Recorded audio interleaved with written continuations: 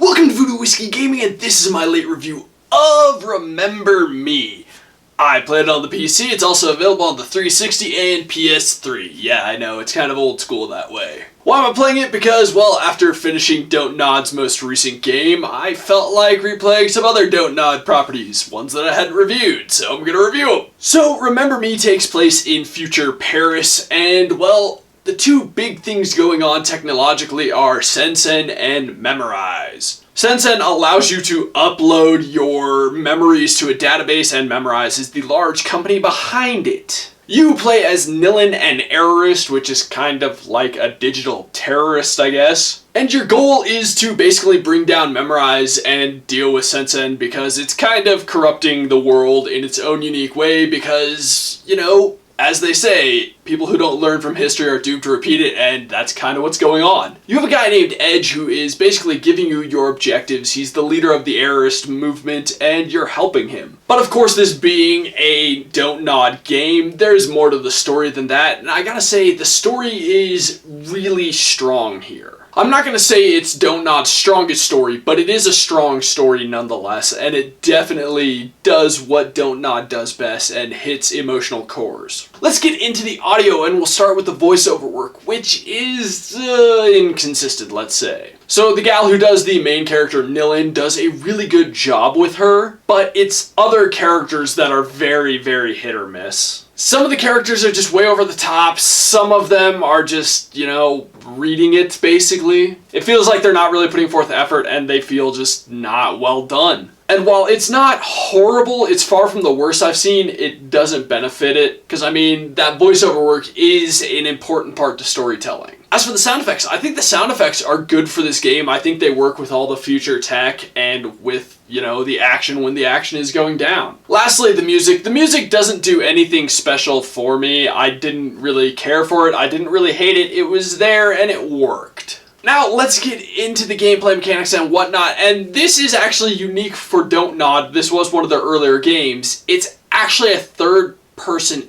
action game. And it's very clear why they started really focusing on the interactive narrative style games. Everything is very basic in this game in the movement department. I mean, it's pretty rigid too, and it works well, but you climb, you run, you jump, you do those kind of things. It's nothing unique in that element, and when it comes to the combat, that is a little more unique. It just wasn't well executed. You have your combo lab, which allows you to build combos, and it's not very diverse. You're very limited in those combos. They are very specific buttons. They have to be specific buttons, either punches or kicks, which are X or Y. I was using a gamepad. You can build them different ways. You can build them so they're meant to do damage, so that they're meant to heal you, so that they're meant to recharge your abilities, etc. Which is a unique and cool idea. The problem is, and I'm not going to necessarily say it's a fully control issue, but it just doesn't work well. When you're actually doing it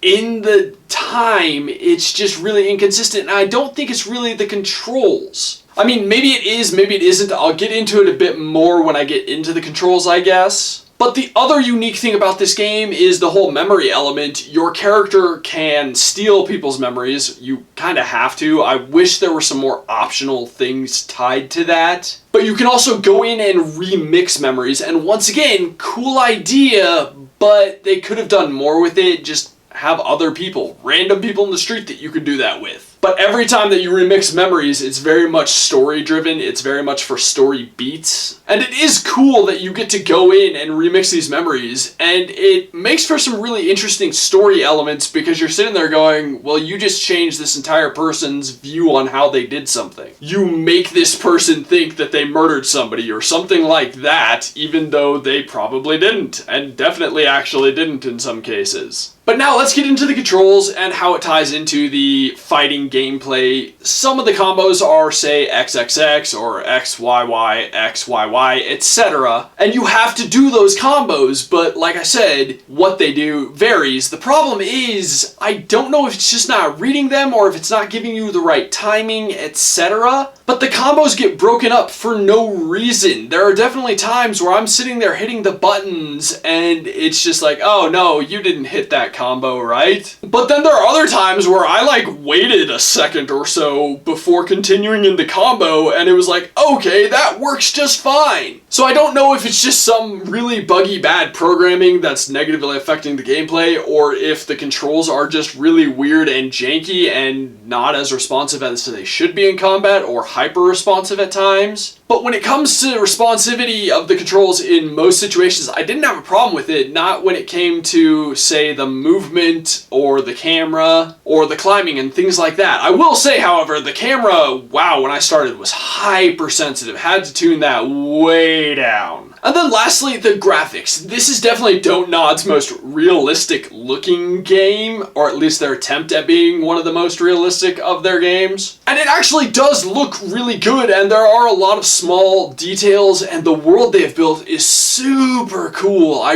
really like the art style of the world. Just the design of the buildings and the robots in it and things like that I think is really, really cool. Now, this being a 360 PS3 era game, it's obviously not as beautiful as it could be, and it trying to be a much more realistic game means that it hasn't aged quite as well as it could. Not to say it's necessarily a terrible game, but if you look at some of their other games, the style will age better. This has not aged great. But at the same time, I think the unique design style, I really think what they did is really cool, and I enjoy the world.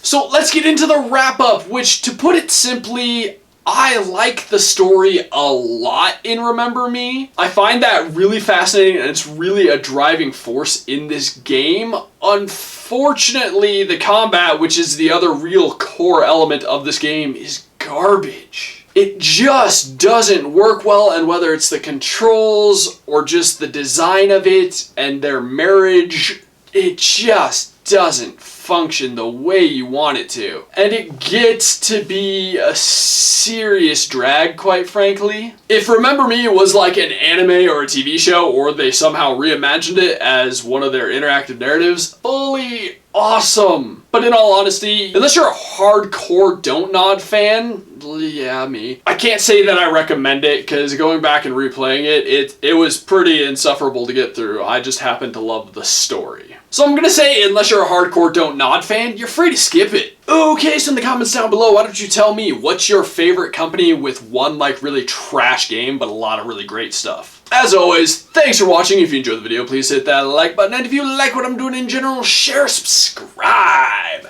Have a good one. A thing called Sensen and a company. You have a guy named Edge telling you what to do,